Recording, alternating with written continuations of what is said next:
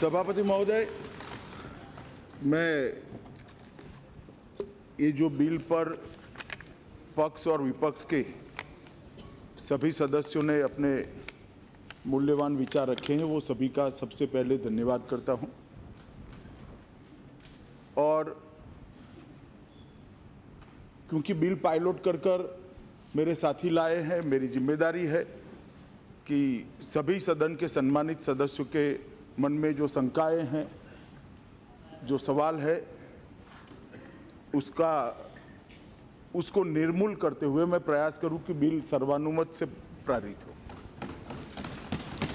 मुझे मालूम नहीं है मैं कितना कर पाऊंगा, परंतु मैं प्रयास जरूर करूंगा। अध्यक्ष महोदय, सबसे पहले मनीष तिवारी जी ने कहा कि कठोर कानून की जरूरत क्या है। संवाद कीजिए, वार्ता करिए, कानूनों से टेररिज्म नहीं रुकता है। मैं ये थियोरी से सहमत नहीं हूं। कठोर से कठोर कानून की जरूरत इस देश में। आतंकवाद को मूल समेत उखाड़ने के लिए कानून के प्रावधानों की जरूरत है। मगर चूंकि ये बात श्रीमान मनीष तिवारी ने कही है, मैं कहना चाहता हूं सभापति महोदय, ये कानून कौन लेकर आया? ये कानून के अंदर तो मैं तो थोड़ा अमेंडमेंट लेकर आया हूं, 2-3 सुधार लेकर आया हूं। ये कानून लेकर कौन आया? ये कानून के अंदर टेररिज्म की व्याख्या किसने ऐड करी? ये कानून को कठोर कौन करता गया? आप जब हम यहां पर बैठे हैं, आप कहते हो कि कानून कठोर नहीं होने चाहिए। हम तो वहां पर भी बैठे थे, तब कहते थे कानून कठोर होने चाहिए और टेररिज्म के खिलाफ। यहां पर बैठे हैं तब भी कहते हैं कि कानून कठोर होने चाहिए टेररिज्म के खिलाफ। ये कानून लेकर महोदय कौन आया? ये कानून 1967 में आया, तब इस देश में कांग्रेस पार्टी की सरकार थी और इंदिरा जी प्रधानमंत्री। सबसे पहला अमेंडमेंट कब आया? सबसे पहला अमेंडमेंट 2004 के अंत में आया, जब भी यूपीए की सरकार थी, डॉक्टर मनमोहन सिंह प्रधानमंत्री। दूसरा अमेंडमेंट कब आया? 2008 में आया। 2008 में किसकी सरकार थी? यूपीए की सरकार थी, प्रधानमंत्री मनमोहन सिंह जी थे। तीसरा अमेंडमेंट कब आया? 2013 में आया। 2013 में आया, तब भी किसकी सरकार थी? कांग्रेस की सरकार थी, यूपीए की सरकार थी। अब जब आप सवाल उठाते हो, उस वक्त ये देखते नहीं हो कि भाई कानून कौन लेकर आया, अमेंडमेंट्स कौन लेकर आया, किसने कानून को कठिन किया। अभी प्रेमचंद्रन जी पूरे मुद्दे उठा रहे हैं। ये सारे मुद्दे प्रेमचंद्रन जी, मैं आपके माध्यम से माननीय सदस्य जी को कहना चाहता हूं, उसी वक्त लाए गए थे। चाहे वो फेडरल स्ट्रक्चर का मामला, मैं एक एक कर सब जवाब दूंगा, या कोई भी मामला हो, वो जब आप सत्ता में थे तभी लाए गए थे। मैं मानता हूं उस वक्त भी आपने सही किया था, और मैं आज जो करने जा रहा हूं वो भी सही किया। क्योंकि आतंकवाद के खिलाफ लड़ाई कौन सरकार लड़ती है, कौन पार्टी सत्ता में है, इसके आधार पर इसका मूल्यांकन नहीं करना चाहिए। तत्वतः आतंकवाद के खिलाफ लड़ना है या नहीं लड़ना है, वो पूरे सदन की एक मानसिकता बननी चाहिए, पूरे सदन की एक आवाज बननी चाहिए, पूरे सदन का एक मत बनना चाहिए माननीय अध्यक्ष जी। इसलिए मैं कहना चाहता हूं कि आपने जो मुद्दे उठाए हैं, वो मुद्दे आप जरूर उठाइए, मगर इस प्रकार से न उठाइए कि हम कर रहे हैं। आप कह सकते हो उस वक्त लेकर आए थे, हमारी गलती हो गई थी, हमें कोई आपत्ति नहीं, और गलती सुधरनी चाहिए। मगर मैं मानता हूं उस वक्त आपने बरोबर किया था, सही किया था, और आज जो हम करने जा रहे हैं वो भी हम सही है। महोदय, सभी सदस्यों ने, विशेषकर विपक्ष के सदस्यों ने एक सवाल उठाया कि व्यक्ति विशेष को आतंकवादी घोषित करने का प्रावधान नहीं होना चाहिए। बहुत सारे मुद्दे उठाए गए, ह्यूमन राइट का मुद्दा उठाया गया, इसका पॉलिटिकल उपयोग होगा इसका मुद्दा उठाया गया, मिसयूज होगा उसका मुद्दा उठा गया। मगर सिर्फ प्रावधान को न देखें, प्रावधान को कैसे अमल में लाना है उसको भी देखना चाहिए। मान्यवर, यूएपीए में व्यक्ति विशेष को कब आतंकवादी घोषित किया जाएगा, इसका प्रावधान है। आतंकवादी कार्यकर्ता है या उसमें भाग लेता है, अब इसमें दो राय हो सकती है क्या? कोई व्यक्ति आतंकवादी कार्य करेगा या भाग लेगा तो उसको आतंकवादी घोषित करना चाहिए या नहीं करना चाहिए? मान्यवर, उसके लिए आतंकवाद को पोषण देने के लिए, तैयारी करने के लिए जो मदद करता है, अब उसको भी आतंकवादी घोषित करना चाहिए। आतंकवाद को अभिवृद्धि देने के लिए धन मुहैया कराता है तो मैं मानता हूं उसको भी आतंकवादी घोषित करना चाहिए। और आतंकवाद के साहित्य को और आतंकवाद की थियरी को युवाओं के जहन में उतारने के लिए जो प्रयास करता है, मान्यवर, मैं मानता हूं आतंकवाद बंदूक से पैदा नहीं होता। आतंकवाद को फैलाने के लिए जो अपप्रचार होता है, उन्माद फैलाया जाता है, वो आतंकवाद का मूल है। और मान्यवर, अगर इन सब को आतंकवादी घोषित करते हैं तो मैं मानता हूं सदन के किसी भी सदस्य को इसके अंदर कोई आपत्ति नहीं होनी चाहिए। मान्यवर, ऐसा कहा कि आतंकवादी घोषित कर दोगे, बाद में क्या होगा? उसके बाद में इसकी भी प्रक्रिया की, इसके खिलाफ अपील करने के लिए सबसे पहले सरकार को आवेदन करते, ओवैसी साहब बैठे हैं, उन्हें कहा सरकार रिजेक्ट कर देगी। ओवैसी साहब, सरकार ऐसे नहीं चलती, अफसरान बैठते हैं। आपके माध्यम से मैं कहना चाहता हूं, अफसरान बैठते हैं और अफसर ये सरकार या वो सरकार के नहीं होते हैं। मैं सिर्फ आपको आज उदाहरण के लिए कहना चाहता हूं, एनआईए जिस पर इतने सारे सवाल उठाए हैं, इसकी अध्यक्षता आज कौन कर रहा है? इसका चीफ कौन है? यूपीए सरकार ने हमारे खिलाफ जांच करने के लिए जिनको चयनित किया था, वो अफसर आज एनआईए की जांच कर रहा है। अब उस वक्त आपको भरोसा था, आपने उनकी इंटीग्रिटी को देखते हुए जांच करने के लिए रख लिया।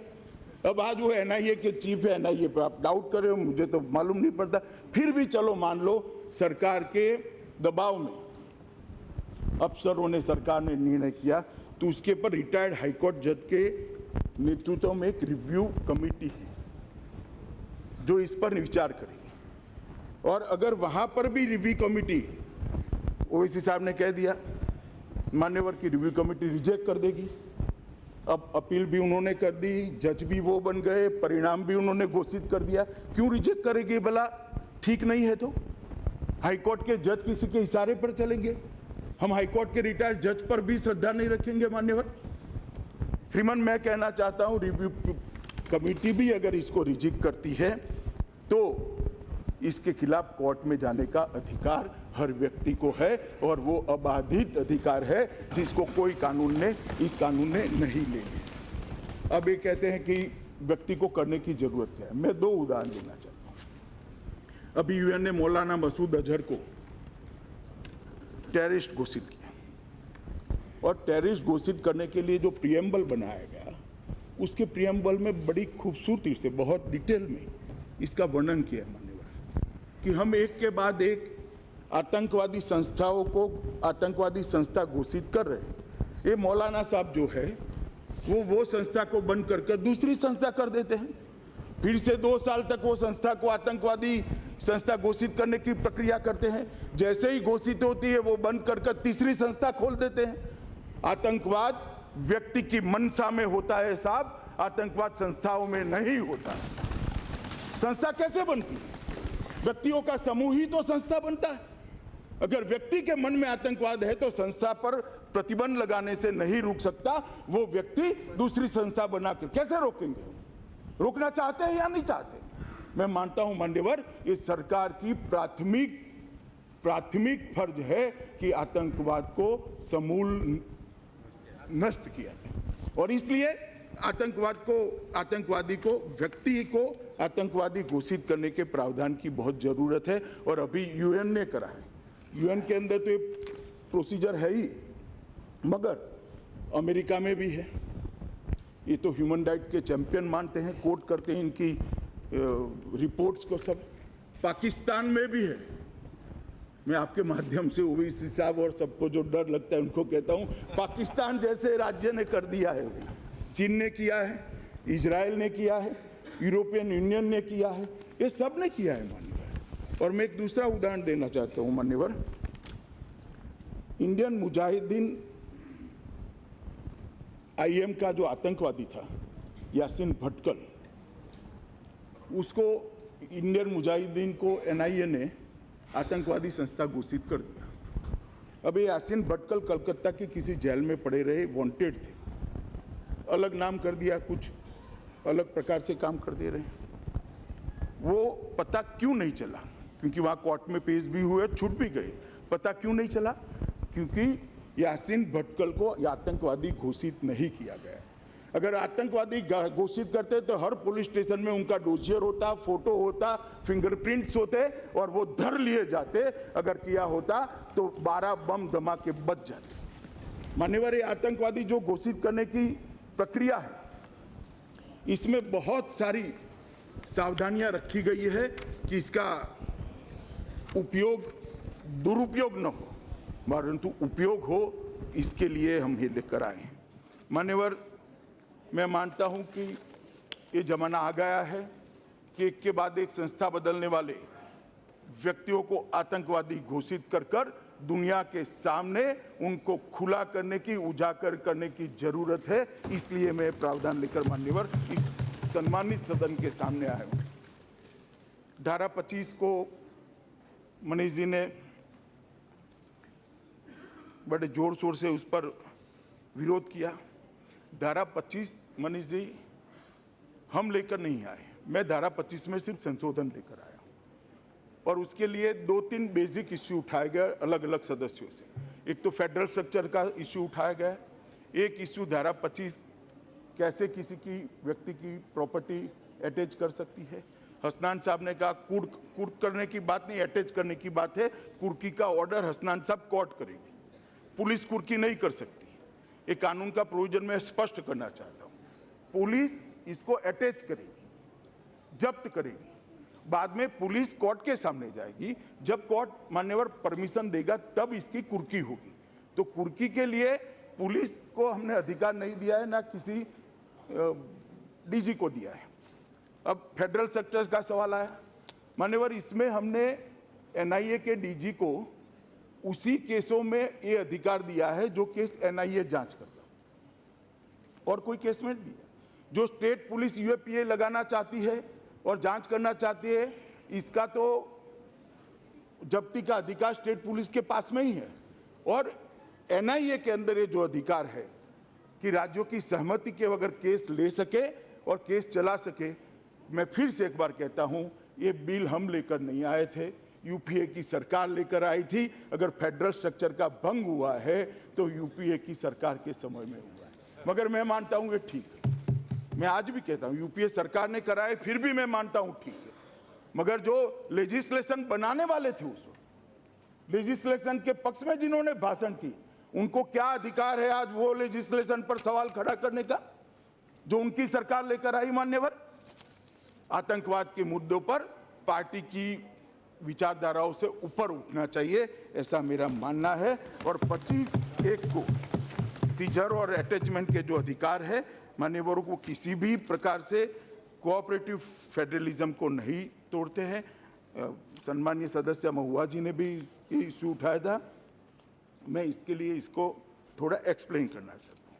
मान्यवर, एक मुद्दा आया कि पीआई को अधिकार देने से जांच डिटोरिएट होगी। मैं यहाँ सदन के सामने बहुत विनम्रता के साथ रखना चाहता हूँ कि ये एनआईए एक विशिष्ट कार्यदल है, आतंकवाद के सामने लड़ने के लिए स्पेशलाइज्ड ट्रेनिंग लिया हुआ कार्यबल है। ये पुलिस स्टेशन नहीं है। इसके अंदर एक एडमिनिस्ट्रेटिव हायरार्की तय की है, रिव्यू की व्यवस्था करी है। जो जांच होती है उसको एसपी लेवल पर रिव्यू किया जाता है, डीआईजी लेवल पर रिव्यू किया जाता है, आईजी लेवल पर रिव्यू किया जाता है, अंततोगत्वा एनआईए के डायरेक्टर के लेवल पर भी इसका रिव्यू होता है, इसकी स्क्रूटिनी होती है। इसलिए ये संभावना कतई नहीं है कि पीआई को देने से इसका मिसयूज होगा या जांच में गिरावट आएगी। यहाँ जो दिक्कत है मैं बताना चाहता हूँ, और ये सिर्फ हम एनआईए के लिए कर रहे हैं। सादा मतलब राज्य की पुलिस जब जांच करेगी तब हमने जो एसपी का प्रावधान है उसको एज इट इज रखा है। मान्यवर, एनआईए का कार्य क्षेत्र पूरा देश है। पूरे देश के कई अदालतों में आज लगभग 250 से, मुझे आंकड़ा ठीक से याद नहीं है मगर अंदाजन कह रहा हूं मैं, 250 से ज्यादा केस बिखरे पड़े हैं और एसपी इनके पास 25 हैं। शायद 25 से भी कम है। जब केस चलने को आता है तब जो आईओ होता है उसकी पेशी वहां कंपलसरी होती है, इसलिए केस जल्दी चल नहीं पाते हैं। इसलिए निहायत जरूरी है कि पीआई को यह अधिकार दे। ये पीआई को ट्रेनिंग करने का काम एनआईए की स्थापना 2008 से लेकर 2019 तक 11 साल के अंदर ढंग से कर दिया गया है। एडमिनिस्ट्रेटिव हायरार्की को अच्छे तरीके से प्रस्तावित किया गया है और मॉनिटरिंग की सिस्टम को भी सुदृढ़ किया गया है। इसके पीछे हमारा उद्देश्य केवल और केवल इतना है कि जांच जल्दी हो और ट्रायल जल्दी चल जाए, निर्दोष हो तो छूट जाए, दोषित हो तो उसको सजा हो जाए। अब भला इसमें किसी को क्या विरोध हो सकता है? डाइल्यूट कर दिया, डाइल्यूट कर दिया, डाइल्यूट। एक और कह रहे हो टाइट मत करो, एक और कहते हो डाइल्यूट मत करो। मेरी तो समझ में ही नहीं आता क्या करें। मान्यवर, एक सवाल उठाया गया कि दिनों तक पेशी नहीं हो रही। ऐसा नहीं है। यूएपीए के कानून के अंदर 24 घंटे के अंदर ही कोर्ट के सामने पेश करने का प्रोविजन सीआरपीसी जैसा ही है। इसको हम बदलना चाहते भी नहीं, बदला भी नहीं। जिसको भी पुलिस पकड़ती है उसको 24 घंटे में सक्षम कोर्ट के न्यायिक अधिकारी के सामने पेश करने का प्रोविजन है। सिर्फ बदल इतना है कि सीआरपीसी के अंदर 14 दिन की रिमांड होती है, यहाँ 30 दिन की रिमांड होती है, क्योंकि जिस तरह की कॉम्प्लेक्स जटिल गुनाह की जांच एनआईए को करनी होती है, इसमें बहुत सारे डायमेंशन जुड़े हुए थे, इंटरनेशनल लिंकिंग्स भी जुड़ी हुई होती है, कंप्यूटर भी इसके एनालिसिस करने होते हैं। मान्यवर, कई बार फेक करेंसी के केस होते हैं तो उसको अन्य जगहों पे भी ले जाकर जांच करनी पड़ती है। तो इसलिए 14 दिन की जगह उसकी रिमांड का अवधि 30 दिन का है। बाकी उसको तो 24 घंटे में जज के सामने पेश करना ही है। और ये 30 दिन भी मैं नहीं लाया था, मैं नहीं लाया हूँ, श्रीमान चिदम्बरम साहब लाए थे। ये सिर्फ आपकी याद में रही। अमरोहा के केस का श्रीमान दानिश अली जी और सदस्य ओवैसी साहब ने जिक्र किया कि अमरोहा के केस में साहब पुलिस को बदनाम करना बहुत सरल होता है। एक टाइटल बना दिया, यहाँ बोले कि 4 लोग इतने निर्दोष, 4 लोग इतने समय जेल में रहे, कौन जिम्मेदार है, कौन जिम्मेदार है। आप अभी यूएपीए को छोड़ दो, सीआरपीसी के अंदर किसी को पकड़ते हो और वो अगर निर्दोष छूट जाता है तो कौन जिम्मेदार है? मैं पूछना चाहता हूं, जो मुझे सवाल पूछते हैं उनको पूछना चाहता हूं। तो सीआरपीसी भी एबोलिश कर दे दादा, तो सीआरपीसी भी एबोलिश कर दे, लॉलेसनेस कर दे देश में। हर कानून के अंदर एक संभावना रहती है मान्यवर, जब उसको न्याय तो उसी को कहते हैं ना, पुलिस लेकर गई उसको सजा नहीं करते हम। न्याय किसको कहते हैं? पुलिस अपना पक्ष अदालत के सामने रखती है, अपराधी अपना पक्ष रखता है, अदालत को लगता है कि निर्दोष है तो छोड़ देता है। इसमें जिम्मेदारी तय करोगे तो कोई क्यों पकड़ेगा? बताइए, क्यों पकड़ेगा? और अगर यूएपीए एबोलिश करना है, कितने तीव्रता से भाषण करे बसीर साहब ने कि एबोलिश कर दो इसको, तो फिर सीआरपीसी को भी एबोलिश कर दीजिए। सब एक भी पुलिस की देश में जरूरत क्या है? सद्भावना से जिए। क्या जरूरत है पुलिस की देश में? किस प्रकार के विचार व्यक्त किए जा रहे हैं इस संसद के अंदर? मान्यवर, मैं कहना चाहता हूं, ये अमरोहा के केस में 14 लोगों को पकड़ा गया, 10 लोगों के खिलाफ चार्जशीट की, वो लिप्त पाए गए, आज तक जमानत नहीं हुई है। और ये 4 बच्चों को पूरा इन्वेस्टिगेशन करते करते करते जब पाया गया वो लिप्त नहीं है, ऐसा नहीं है, उनको जेल में रखने पड़े ऐसे एविडेंस नहीं है, इसलिए उनका बेल हुआ है। वो भी एनआईए ने विरोध नहीं किया है, इसलिए नहीं हुआ है क्योंकि उसकी कस्टडी की जरूरत नहीं थी। हम बातों को ट्विस्ट कर कर जनता में क्या संदेश देना चाहते इस सदन के बाद, मेरी तो समझ में नहीं आता मान्यवर। और एक कमजोर एविडेंस था, इसलिए चालान न करा। हमने चालान करना एनआईए ने उचित नहीं समझा, चालान करते तो शायद न होता। तो यही बताता है कि एनआईए की प्रक्रिया कितनी न्यायिक है। तो शुक्रिया करना चाहिए, 4 बच्चे निर्दोष बच गए। अभी एक कहा गया मोहम्मद जावेद साहब की ओर से कि बर्डन ऑफ प्रूफ विक्टिम पर, मतलब अपराधी पर है। बर्डन ऑफ प्रूफ अपराधी पर नहीं है, रिकॉर्ड क्लियर रहना चाहिए। बर्डन ऑफ प्रूफ आज भी एनआईए के ऊपर है। और इसको हम इस बिल में संशोधन की कोई बात लेकर नहीं आए हैं। अपराधी को सिद्ध करने की जिम्मेदारी एनआईए की है। मान्यवर मनीष तिवारी जी ने आईटी एक्ट के सेक्शन 66 एफ को पढ़ा। अब उन्होंने 66 एफ के क्लॉज बी को बताया। वो बड़े विद्वान वकील हैं, मगर क्लॉज ए बताना भूल गए।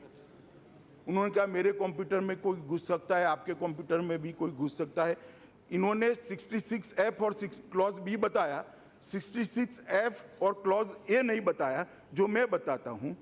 कोई भी व्यक्ति कंप्यूटर रिसोर्स के दुरुपयोग से भारत की एकता और अखंडता अथवा लोगों की सुरक्षा को आतंकवाद के द्वारा खतरा उत्पन्न करता है, ऐसे शख्स को कंप्यूटर का जब्ती कर इसके अंदर के मटेरियल को जांचा जाएगा।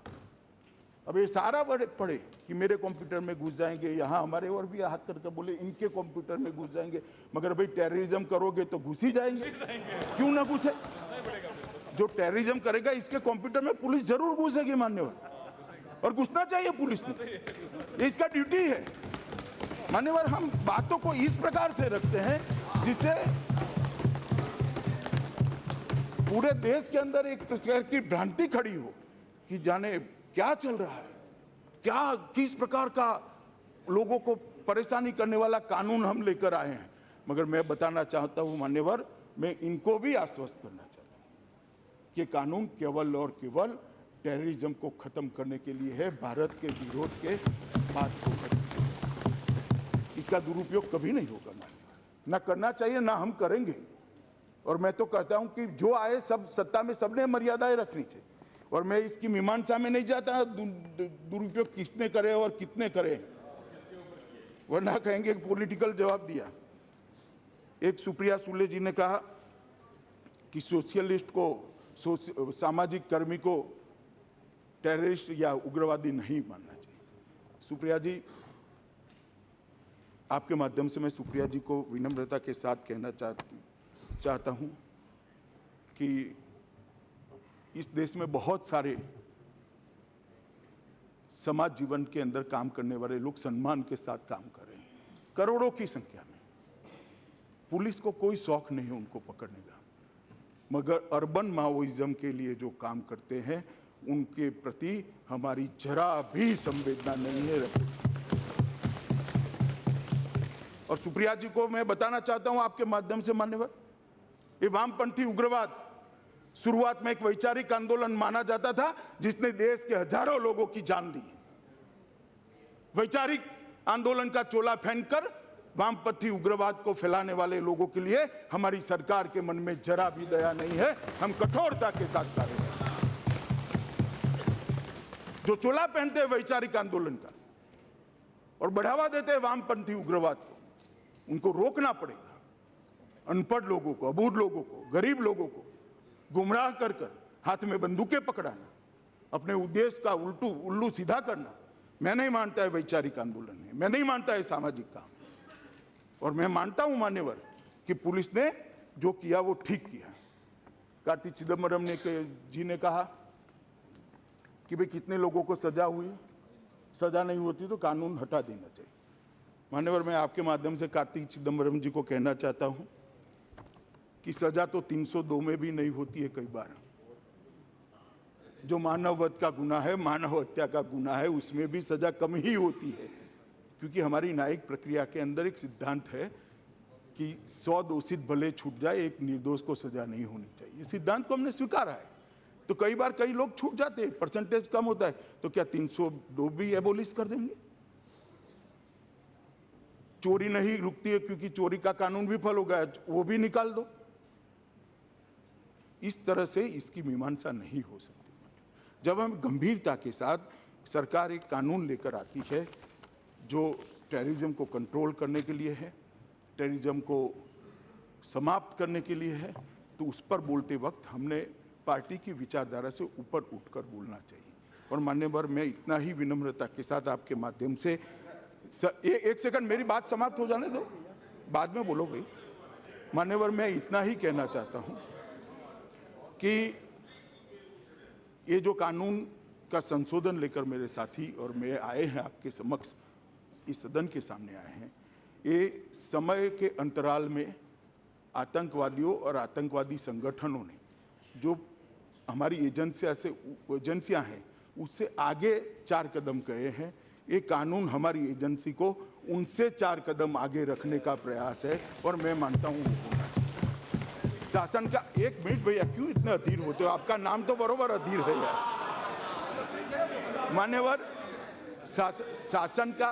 शासन की फर्ज है कि जो एजेंसियां देश की सुरक्षा के लिए, देश की जनता की सुरक्षा के लिए, देश की सीमाओं की सुरक्षा के लिए काम करती हैं, उनको दंतविहीन कानून न दे, उनको मजबूत कानून दे जिनके आधार पर वो आतंकवाद को खत्म कर सके।